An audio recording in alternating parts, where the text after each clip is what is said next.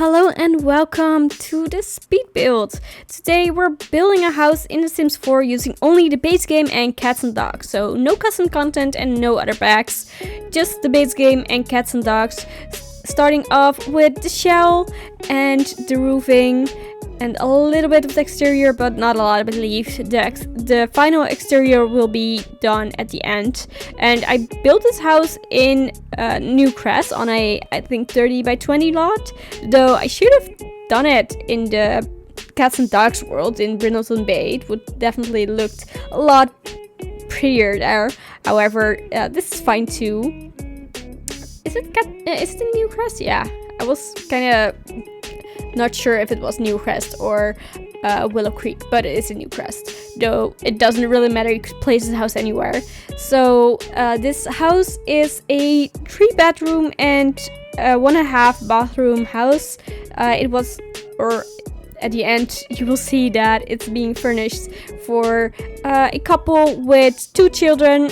I imagined 1 child and 1 teenager, but you could do 2 children, or you could turn the one of the children's bedroom to a toddler bedroom or a nursery to fit your gameplay.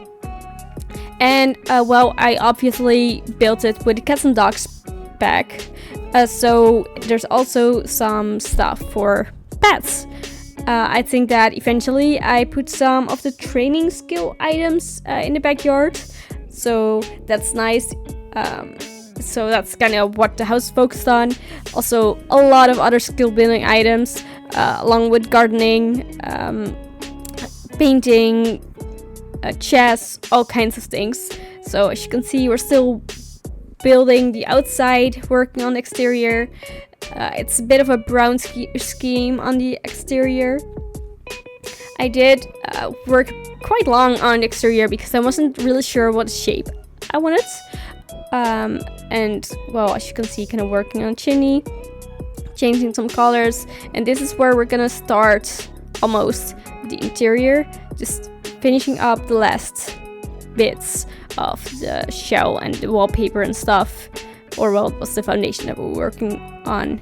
And now we're moving on to doing the floor plan. Like I said, it ends up being a 3-bedroom and 1.5 bathroom. So there's 1 full bathroom upstairs, and there is a toilet with a sink downstairs.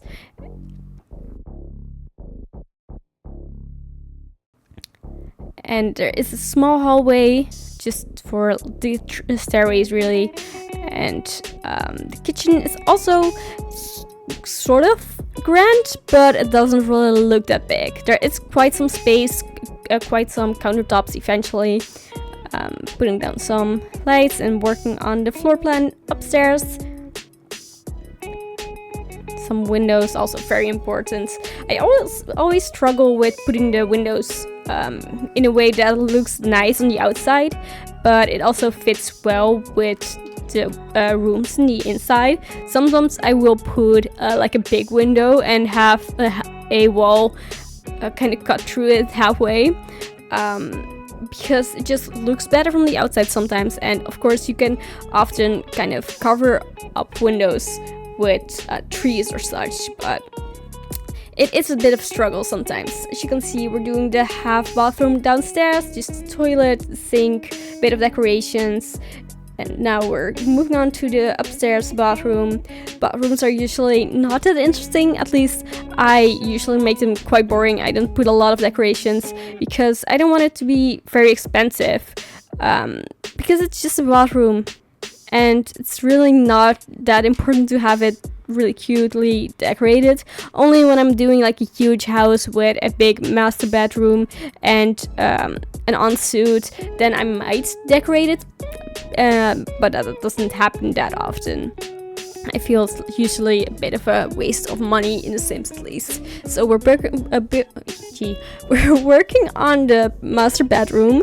We've got a double bed with 2 nightstands. We've got a dresser, and we're working on some decorations. And I think, I was kind of fiddling with the decorations, putting them the right height, because I do want to have it be a bit more decorated than just putting one lamp on top of the nightstand. So doing some more wallpaper, and this is the first kid's bedroom, gone with a bit of a colorful scheme.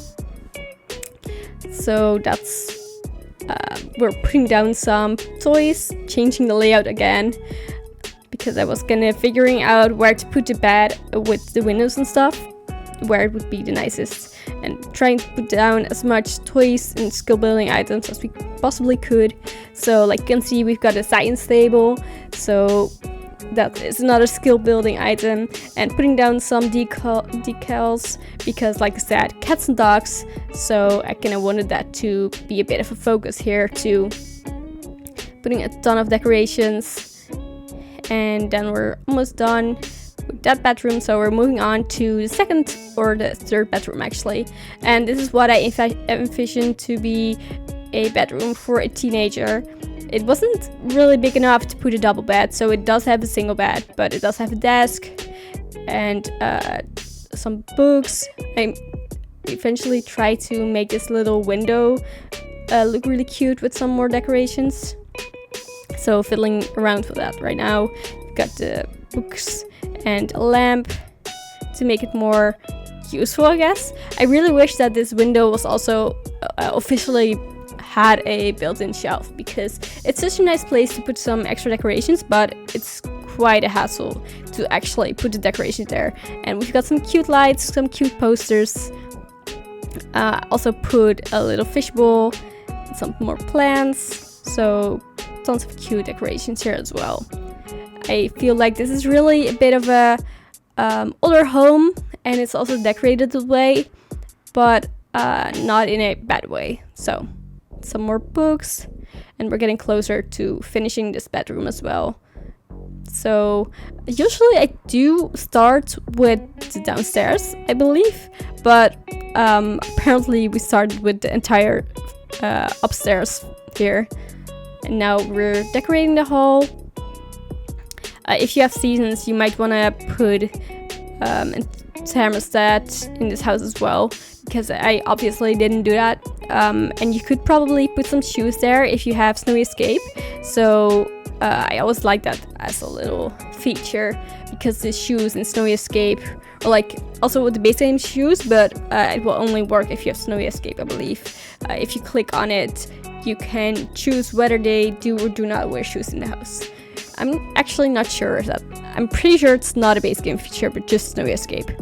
Also, as you can see, I started with a living room, and at first I had the desk on the left side, but this will switch around because I realized that there was no place for a dining table yet. So where the desk is right now will be where the dining table is, and the desk will be on the other side of this living room.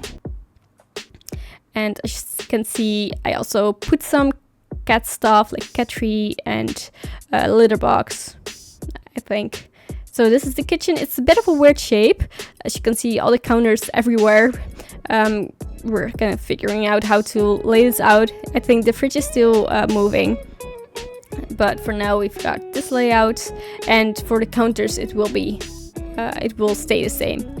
I think this is the point where this is where I realized I didn't have a dining table yet, so we're figuring out what kind of dining table and moving things around, because I did want to have a place for the desk. There is a desk in the bedroom that I intended for a teen, but I don't think there's a computer there, and regardless, I do prefer to have a computer in a space that everyone shares, so not everyone is constantly going on the computer in someone's bedroom. And we've got some, I was checking if I wanted to put the second food bowl somewhere else, but ended up putting both food bowls in the kitchen. Putting some curtains. I think we're getting pretty close to finishing the interior now, just finishing putting the curtains and some more decorations, because it was a bit empty on this side and I did want to fill it up. So we've got some plants, some paintings, very important of course. I do feel it ended up being pretty cute, and I hope you feel the same way. Yeah, so more paintings. And now we're gonna start working on more of the exterior. I guess I cut out a little bit of me putting down the hedges. I really like doing the hedges because I also could do fences, but I feel like the hedges makes it more focused on nature and stuff. So really like that for these kind of houses. Though fences, just regular fences, are obviously fit for some places as well. Put down a lot of garden pots and garden beds for gardening, and some outside seating and a grill, so you can grill outside and have a bit of a food centered situation outside as well. To spend quite a lot of time on putting plants everywhere, because there was quite some empty space on the lot at first, because the house isn't that big. Also put down eventually some stones or little fences here to have a bit of a planter box and some terrain paint. And well, a lot more plants. Like I said, spent quite some time putting down plants. Got a lot of flowers here, a lot of purple. Not sure why I chose purple. I just feel like that's for the base game a really easy color to use, because there are some purple plants like lavender, and another little place for plants in the front yard.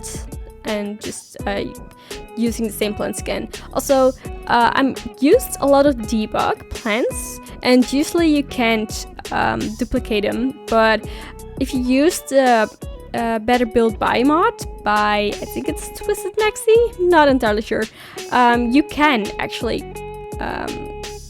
do the duplicating like I did here. So that's a great tip if you're on a PC. Unfortunately, you can't download any mods for console, so then it won't work. But if you play on PC, you can download this mod, and it's really great because it's so much easier to find good debug stuff, especially for landscaping, because, well, it's free and it's better organized debug stuff.